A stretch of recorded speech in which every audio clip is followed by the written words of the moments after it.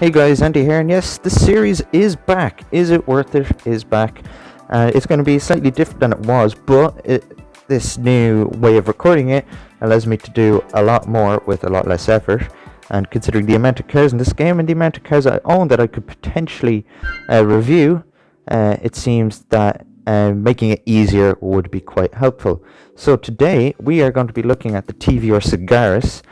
And it's going to be unscripted from now on, off the cuff. Now, I did actually write a script for and Is It Worth It on this car to be done in the old style several months ago, 8 or 9 months ago now.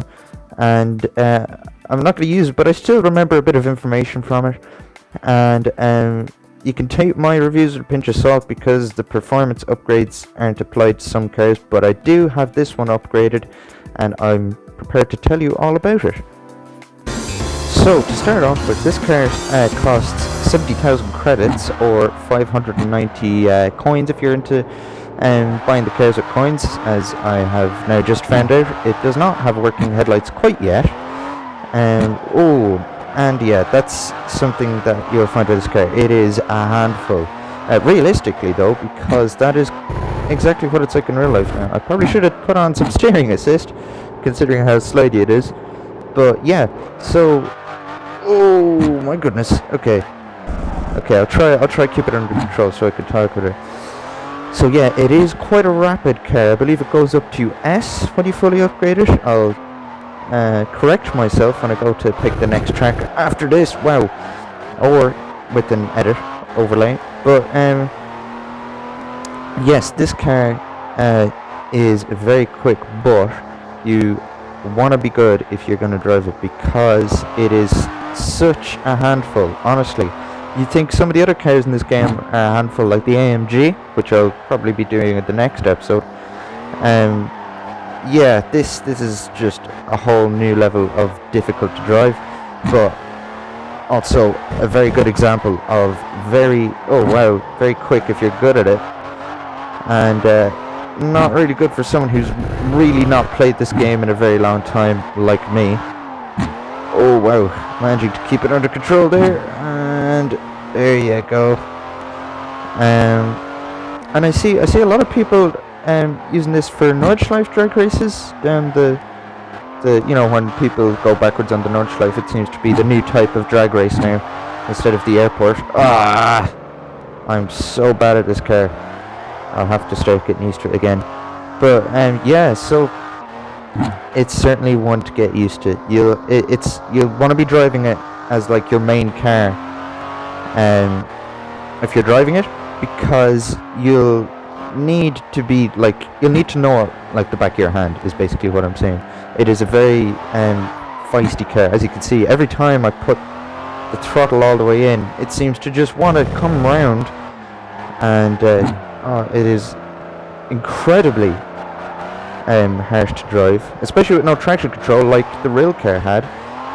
No assists. I actually had no airbags or anything. That's why it wasn't sold in the US. It was built under TVR's Russian ownership, if I remember that correctly, and it seemed, if I remember correctly too, if my mind serves me correctly, it was the last production TVR. I know they have the Griffith, but it's not really been released. They said it would be released like last year. Like, it's been a whole almost 2 years since they said that now. Now, to answer some further questions of its value, we'll take a look at other cars in the price bracket of 70,000 credits, or 590 coins. I'll probably talk more about the credits, really, because the coins really are a bit arbitrary when it costs credits as well. I am not exactly sure what I'm looking for, so we'll just look around and see what costs about the same. There's 55 grand, I'll be looking at that as well. 75 grand, of course, is the R33. Honestly, if you put the two together, I would say the TVR would probably be a quicker car. This being all-wheel drive, it's better at the shorter tracks. Still, the TVR would probably hold its own, but I think it's really kind of debatable here with these two cars, and I think everything from this point onwards is just more expensive. Yeah, so we'll take a look and see what Mercedes has to offer. They're probably all really expensive. Just say the very first one, yeah, 70 grand. Here we go. Now, I don't actually own this yet. Oh, let's change that. BMW likely has something in that price range.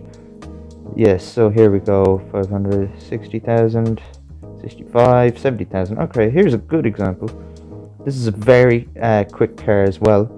And it's slightly easier to drive, but it's still a handful. Short wheelbase rear wheel drive. Of course, you have the racing the R-Spec version. I nearly said racing modification. I'm still a Gran Turismo mind. And of course, for slightly cheaper, you could have one of these, which is not that much slower. Honestly, it's if you look at the power, even though this has a turbo, and this weighs about the same, only has a little bit less horsepower, and you can upgrade it. And in my opinion, I think it looks nicer. I mean, who doesn't love an E46? Well, I'm sure probably someone doesn't love the E46, but I quite like it. Let's take a look at our fine Japanese men this time.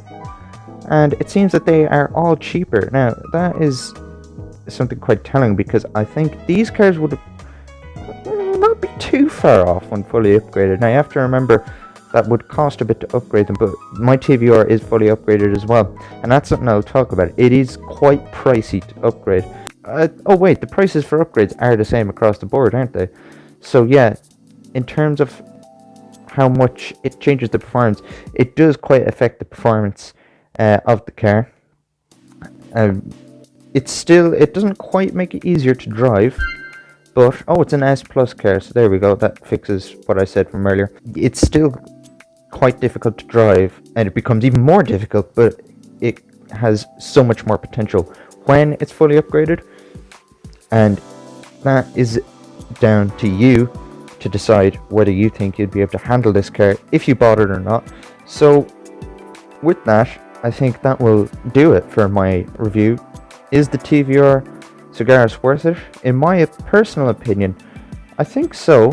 It's quite pricey, but depending on how much you're absolutely balling it, especially if you've collected a bit of cash from Christmas, they gave 200 grand, and you already have a big collection of cars, I think this is a good one to take a look at if you're interested. If you already have a bunch of the sports cars and this might be one you don't have, I'd certainly give it a try.